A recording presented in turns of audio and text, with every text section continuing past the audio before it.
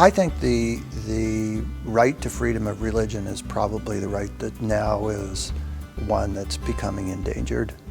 And I would say that not just in terms of the immigrant population, but in terms of Canadians who've lived here for many generations and so on, Christians, Jews, and so on and so forth, who've been sort of the traditional part of the religious orientation of the community, because religion is no longer looked on upon as favorably as it once was.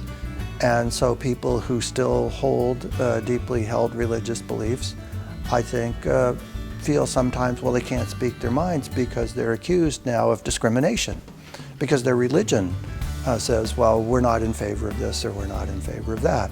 So the balancing of your right to freedom of religion and to have your own personal views over and against your obligation not to discriminate against people on the grounds that are prohibited in the Charter and the Code, this becomes a kind of nexus of issues that I think will be hard for us to work through.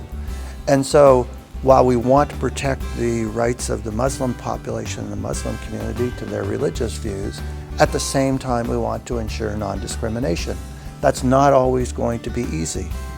It's not going to be any easier in that case than it has been in the past in other cases. How do we allow people to hold on to these deeply held views, to practice them, to have their own communities, and at the same time, how do we prohibit discrimination?